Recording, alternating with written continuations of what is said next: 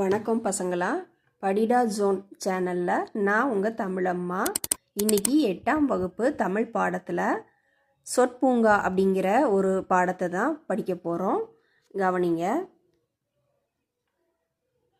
சில சொற்களை நான் சொல்கிறேன், நீங்கள் அதுக்கு உங்களுக்கு அர்த்தம் தெரியுதான்னு யோசிச்சு பாருங்கள். வா அப்படின்னா என்ன, போ அப்படின்னா என்ன, ஆ என்று சொன்னால் என்ன உணர்ச்சி, பூ என்றால் என்ன தெரியுதா, உங்களுக்கு புரியுதா? சரி, இப்போது பூ அப்படிங்கிறது ஒரு எழுத்து ஒரு மொழி, அதாவது ஒரே ஒரு எழுத்து ஒரு சொல்லாக நின்று பொருள் கொடுக்குது. அதே மாதிரி கா அப்படிங்கிறது ஒரு எழுத்து ஒரு மொழி. இந்த இரண்டு சொற்களையும் சேர்த்தா என்ன வரும்? பூங்கா அப்படிங்கிற வார்த்தை வரும். அருமை. பூங்காவில் எப்படி பலவிதமான பூக்கள் மலர்ந்து அழகாக இருக்குதோ அதுபோல் தமிழ் மொழியிலையும் பல அழகான சொற்கள் உள்ளன.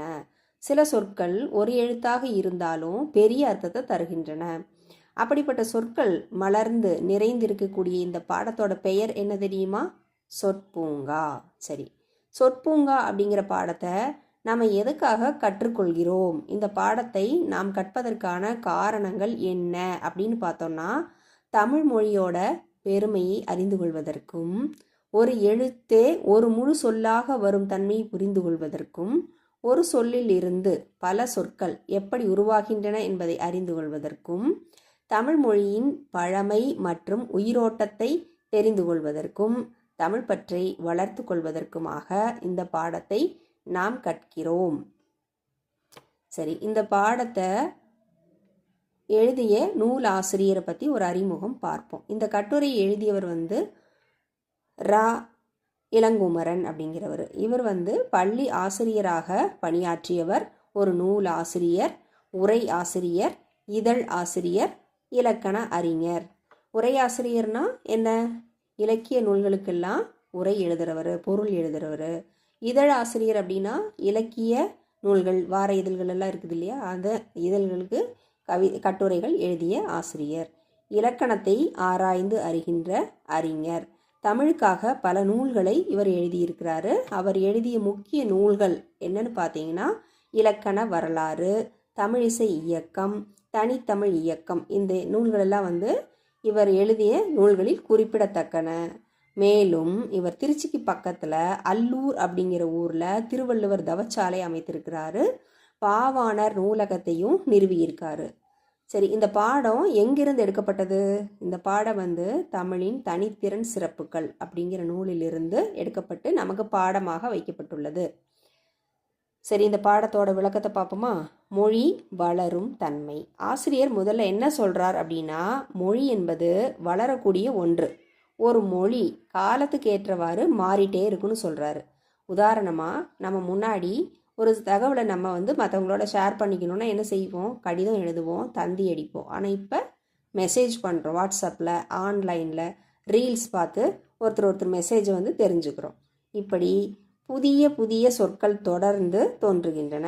இதுவே மொழி வளர்ச்சி. சரி, இதில் ஒரு அழகான ஒரு ஒப்புமையை, ஒரு உதாரணத்தை இந்த நூலாசிரியர் இந்த கட்டுரையில் பயன்படுத்தியிருக்கிறாரு. என்ன அப்படின்னா, கல்லும் மணலும் மொழியும் எப்படி ஒப்புமையாக காமிச்சிருக்காரு அப்படிங்கிறத பார்ப்போம். மலையிலிருந்து உருண்டு வருகிற கற்கள், அதை வச்சு ஒரு உதாரணமாக வச்சு மொழிக்கு ஒப்புமை கூறுறாரு. தண்ணீரில் உருண்டு வரும் இந்த கற்கள், மலை மேலிருந்து வரக்கூடிய கற்கள் தண்ணீரில் உருண்டு கொண்டு வரும். அப்போ என்னாகும்? தேய்ந்து சின்னதாகும், கடைசியில் மணலாக மாறும். அதே போல் சொற்களும் காலப்போக்கில் மாறுகின்றன. உதாரணமாக, வருகிறது அப்படிங்கிறத நம்ம இப்போ எப்படி சொல்கிறோம்? சுருக்கமாக வருது. எப்படி கல் உருண்டு மணலாக மாறிச்சோ, சின்னதாக மணலாக மாறிச்சோ, அது மாதிரி வருகிறது என்கின்ற ஒரு முழு சொல்லானது வருது என்கின்ற ஒரு குட்டி சொல்லாக மாறிடுச்சு. செல்கிறது அப்படிங்கிறத நம்ம என்ன சொல்கிறோம்? இப்போ போகுது அப்படின்னு சொல்கிறோம். என்ன செய்கிறாய் அப்படின்னு பழங்காலத்தில் பேசப்பட்ட அந்த சொல் இப்போ என்ன ஆகுது? என்ன பண்ணுற அப்படின்னு கேட்குறோம். இதுதான் மொழியோட இயல்பான மாற்றம், காலத்திற்கு ஏற்றவாறு மாற்றம் அடைகின்றது. அடுத்தது தமிழ் மொழியோட சிறப்பு என்னன்னு பார்க்கலாம். சில பழமையான மொழிகள் இன்னைக்கு பயன்பாட்டில் இல்லை. சில மொழிகளில் 100 அல்லது 200 வருஷத்துக்கு முன்னே எழுதப்பட்ட நூல்களையே படிக்க முடியாத நிலைமை இருக்குது. ஆனால் தமிழ் மொழி அப்படி இல்லை. இது சங்க இலக்கியங்கள், தொல்காப்பியம், திருக்குறள் இந்த மாதிரியான சங்க காலத்து இலக்கியங்கள், சங்கத்திற்கு முற்பட்ட காலத்தில் தோன்றின இலக்கியங்கள் எல்லாம் படிக்க முடியுது தமிழ் மொழியில். இன்றைக்கும் நம்மளால் படிக்க முடியுது. இதனால் நமக்கு என்ன புரியுது? தமிழ் என்கின்ற மொழியானது உயிரோட்டமுள்ள மொழி அப்படிங்கிறத அறிந்து கொள்ள முடிகின்றது. சரி, சொல் அப்படின்னா என்ன? தமிழில் சொல் என்பதற்கு மொழி, வார்த்தை என்ற பொருள் உண்டு. ஆசிரியர் சொல் என்பதை நெல்லோடு ஒப்பிட்டு சொல்கிறாரு. எப்படி? நெல்லில் நல்ல அரிசியும் இருக்கும், குப்பையும் இருக்கும். ஆனால் சொல்லில் தேவையற்றது இருக்கக்கூடாதுன்னு சொல்கிறார். அதாவது ஒவ்வொரு சொல்லுக்கும் பொருள் இருக்க வேண்டும் அப்படின்னு சொல்கிறாரு கட்டுரை ஆசிரியர். இதற்கு தொல்காப்பியோடைய கருத்து என்ன அப்படின்னா, தமிழின் மிக பழமையான இலக்கணம். தொல்காப்பியம் அப்படிங்கிறது தமிழோட மிக பழமையான ஒரு இலக்கண நூல். இதை எழுதினவர் யார் அப்படின்னா தொல்காப்பியர். இவர் தமிழின் முதல் இலக்கண அறிஞர் என்று போற்றப்படுபவர். யார்? தொல்காப்பியர். அவர் கூறக்கூடிய முக்கிய கருத்து என்ன அப்படின்னா, எல்லா சொல்லும் பொருள் குறித்தனவே அப்படின்னு சொல்கிறார். அதாவது ஒவ்வொரு சொல்லுக்கும் ஒரு அர்த்தம் இருக்க வேண்டும் அப்படின்னு சொல்கிறார். சரி, அடுத்தது கட்டுரையில் அடுத்ததாக என்ன சொல்லப்படுது அப்படின்னா, ஓர் எழுத்து ஒரு மொழி. ஒரே ஒரு எழுத்து முழு சொல்லாக வருவதை ஓர் எழுத்து ஒரு மொழின்னு சொல்லுவாங்க. இதுக்கு உதாரணம் பார்த்தோம்னா, ஆ, ஓ, வா, போ, பூ இவை அனைத்தும் சிறிய சொற்கள், ஆனால் முழு அர்த்தத்தை தருகின்றன. அதே மாதிரி உயிர் எழுத்துக்களில் 7 நெடில் எழுத்துக்களும் ஒரு தனி சொல்லாக நிற்கின்றன. நெட்டெழுத்து 7 ஓர் எழுத்து ஒரு மொழி அப்படின்னு தொல்காப்பியர் இதை குறிப்பிடுகிறார். அதாவது சில நெட்டெழுத்துக்கள் தனியாகவே முழு சொல்லாக வரும்னு குறிப்பிடுறார். அடுத்து நன்னூலார் என்ன சொல்கிறார் அப்படின்னு பார்க்கலாம். இந்த நன்னூலாருங்கன்னு சொல்கிறீங்களே, இவங்க யார்? பிறகு வந்த இலக்கண அறிஞர். யாருக்கு பின்னாடி? தொல்காப்பியருக்கு பின்னாடி வந்த ஒரு இலக்கண அறிஞர். இவருடைய பேர் என்ன அப்படின்னா பவணந்தி முனிவர். பவணந்தி முனிவர் நன்னூலுடைய ஆசிரியர். நன்னூலார் என்ன சொல்கிறார் அப்படின்னா, தமிழில் இன்னும் அதிகமான ஏறக்குறைய 42 ஓரெழுத்து ஒரு மொழிகள் உள்ளன அப்படின்னு சொல்கிறாரு. சரி, அடுத்தது பூ கூட்டல் கா. பூ என்பது ஓர் எழுத்து ஒரு மொழி. அது கூட கா அப்படிங்கிறது ஓர் எழுத்து ஒரு மொழி. இது ரெண்டையும் இணைத்தால் பூங்கா என்கின்ற சொல் வருகிறது. பூ என்றால் என்ன? மலர். கா என்றால் என்ன? சோலை அல்லது தோட்டம். இந்த அர்த்தம் வருது. இப்போ இந்த 2 சொல்லையும் இணைக்கும் போது என்ன ஆகும் அப்படின்னா பூங்கா என்கின்ற சொல் கிடைக்கிறது. பூங்கா என்பது என்ன? பூக்கள் நிறைந்த இடம். இதன் மூலம் ஒரு சொல்லிலிருந்து புதிய சொற்கள் உருவாகின்றன என்பதை நாம் அறிந்து கொள்ளலாம். அடுத்தது யா என்ற சொல்லின் சிறப்பு. யா அப்படிங்கிறது என்ன? ஒரு வினாச்சொல். இதிலிருந்து யார், யாது, யாவர், யாங்கு, யாண்டு, யாவை இது மாதிரியான வினாச்சொற்கள் உருவாகி இருக்கின்றன. அடுத்தது ஆமா அப்படிங்கிற சொல்லோட விளக்கத்தை பற்றி பார்க்கலாம். இப்போ ஆமா என்றால் ஆம் என்று, அதாவது எஸ் அப்படிங்கிற மீனிங்கில் நம்ம பயன்படுத்துகிறோம். ஆனால் பழங்காலத்தில் ஆ கூட்டல் மா, ஆமா, இது ஆமா அப்படிங்கிறது மா அப்படிங்கிறது இங்கே காட்டு பசுவை குறித்தது. சரி, இந்த மா அப்படின்னு சொல்கிறோமே, அந்த சொல்லுக்கு என்னென்ன அர்த்தங்கன்னு கேட்குறீங்களா? மா அப்படிங்கிறதுக்கு பெரிய அப்படின்னு ஒரு அர்த்தம் சொல்லலாம், விலங்குன்னு ஒரு அர்த்தம் சொல்லலாம், பெருமை அப்படின்னு பல அர்த்தங்கள் உள்ளன.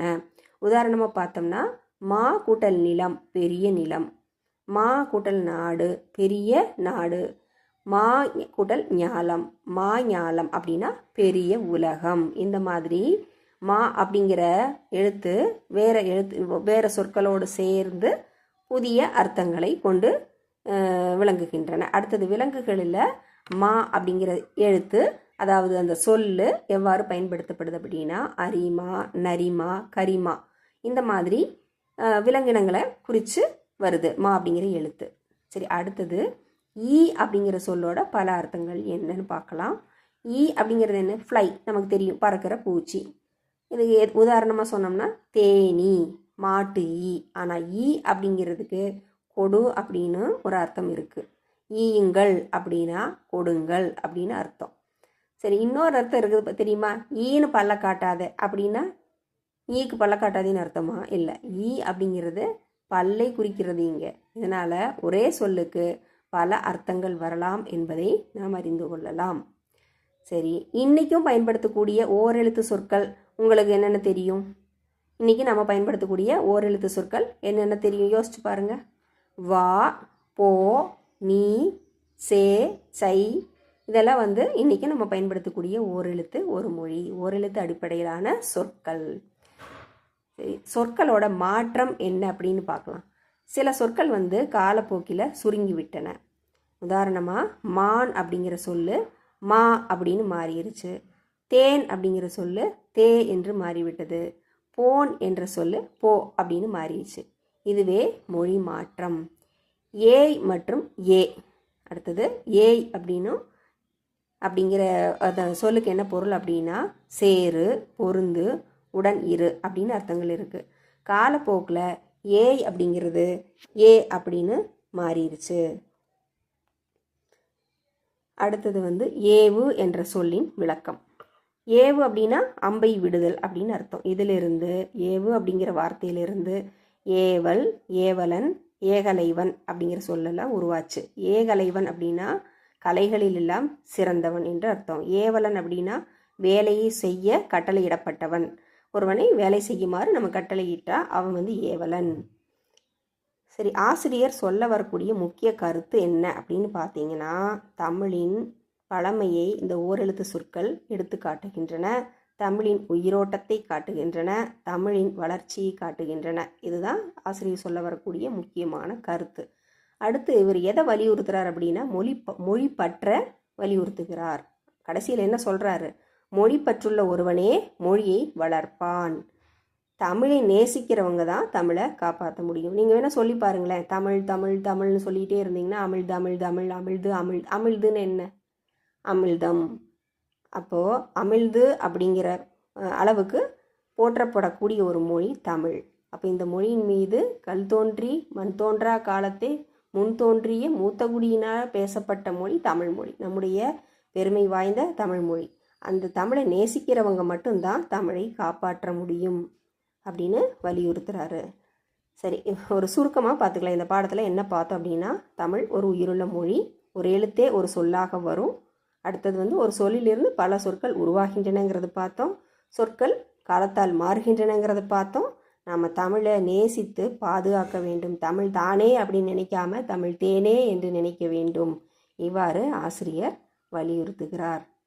சரி, பூங்காவில் பல பூக்கள் மலர்வது போல நம்மோட தமிழ் மொழியிலேயும் பல அழகான சொற்கள் மலர்கின்றன.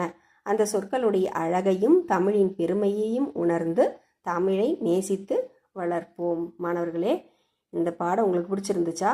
சரி, அடுத்த பாடத்தில் உங்களை சந்திக்கிறேன். நன்றி. அனைவரும் என்னோட சேனலை சப்ஸ்கிரைப் பண்ணுங்கள், லைக் பண்ணுங்கள், உங்களோட ஃப்ரெண்ட்ஸ் எல்லாத்துக்கும் ஷேர் பண்ணுங்கள். தேங்க்யூ.